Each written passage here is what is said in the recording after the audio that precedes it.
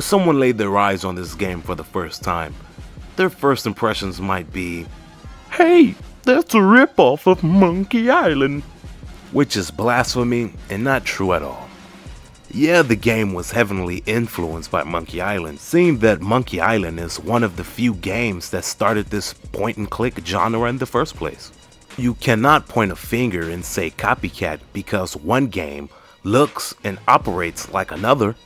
If that was the case, then all games will be considered copycats. You're gonna sit here and say that, oh, Modern Warfare is a copycat of Battlefield Bad Company, and vice versa. That kind of logic is not solid, and it's a very immature way of comparing one thing to another without looking at its unique individual properties first.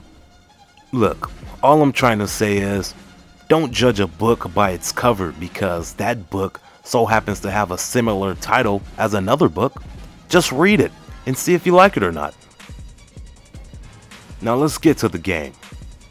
When I first played Jolly Rover, I was very impressed with the story this game delivered.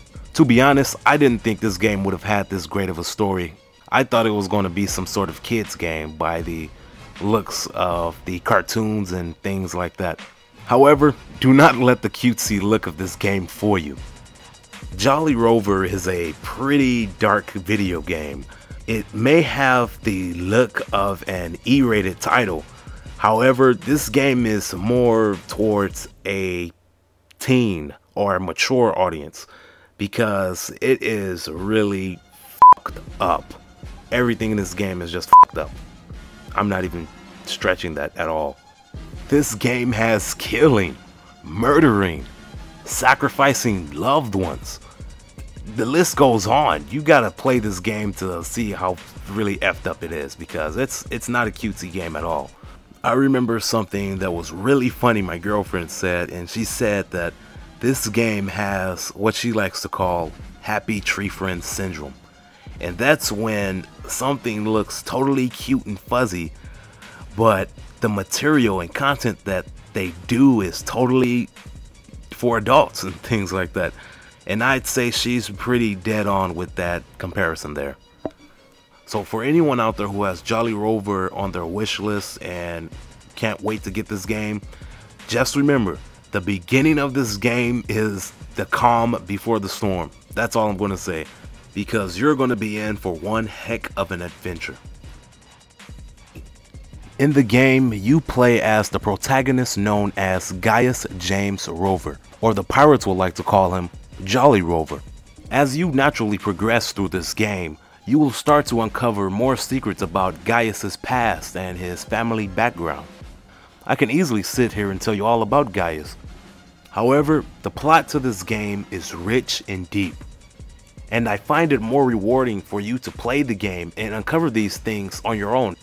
It's just really fun to play the game and listen to all the witty things that everyone has to say to Gaius. There's no shortage of characters inside this game. There's a wide variety of characters that you can talk to and interact with. I'd say my favorite character would have to be Melvin. He's a tall, slim, dim-witted pirate. He speaks with a strong, raspy voice and would never be caught without smoking his pipe. He's a really calm and laid-back character. He's one of the few pirates that would greet you with no hostility. Well, as far as I've seen in the game. He's a little bit too calm and laid back. It really makes me wonder what's that he's smoking on, if you catch my drift. My eyes are red, my weed is green. My eyes are red, smoke green. No, where you want proper weed, me have some LM weed. When I'm back a seed, down a west, yes, where the best weed, proper green. He's just one of the few characters that I really adored in this game. I really do hope they bring him back if there's ever a sequel to Jolly Rover. Now speaking about characters, this brings me to another element of the game that I thought was really useful and very helpful. Meet Juan Leone. He's a pirate that you saved after Gaius is taken captive on Howl's pirate ship.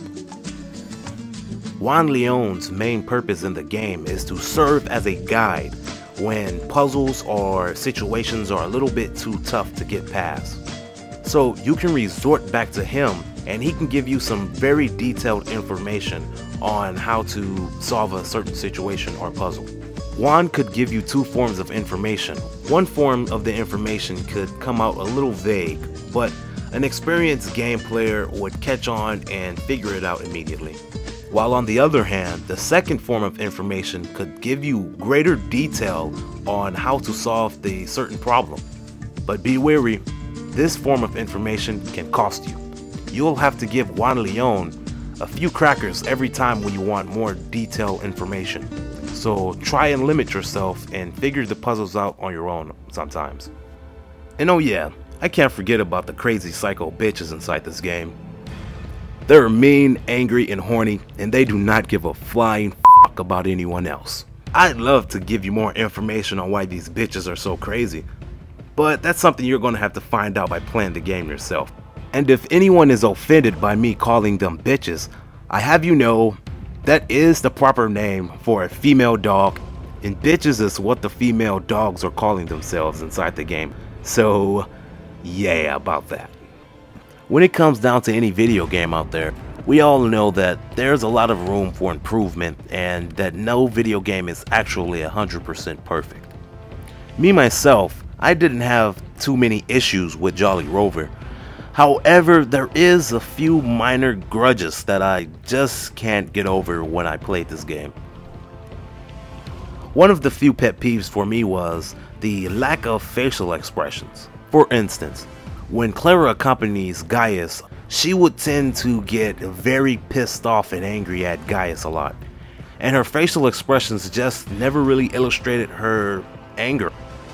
I mean, it's just really hard to take the bitch serious when she's angry while expressing a sedate face. And I had another issue with the game. It wasn't actually throughout the whole game, thank God, but it was just one scene. There was a part of the game where you have to use a canvas sheet with another object. I'm not going to say because I might spoil the game for you, but you have to use it with this other object, and for me, it was just really confusing. I mean, I knew what I had to do, but I kept trying to do it. It just wouldn't register. I had no idea what was going on there, but it was just really weird. I guess that there was like too much stuff to click on in the background and that was in the way. But oh well, I really didn't have any major problem with this game. So in conclusion, I really enjoyed playing Jolly Rover. All the way down to the voice acting, to the dialogue and music, it was just phenomenal. A very great experience that I had. I mean, it was like playing a work of art. I mean, the voice acting alone was just really wow. It blew me away. They had very good script writing, very good storytelling, everything. So if you're looking to get this game, I suggest you go check it out. I mean, it's really good. You can't go wrong with this story in this game. It's just really good, and you just have to play it for yourself. You can go to Steam as well and buy the game yourself. I'll have the link down in the description. Or you can go straight to their website at brawsome.com. I'll have the link down there as well. And like I said, do not let the cartoony kids look of this game fool you. It is not for kids at all. It's a T-rated game, I'll say that.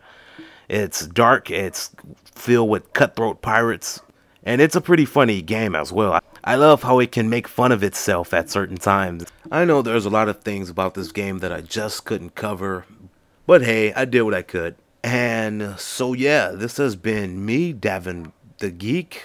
Go follow me on Twitter, and I'll see you all later. This has been the Classic Game Room HD. Yeah! Davin the Geek, land of tunes, art, tech, and tutorials. Please support and follow me on twitter.com.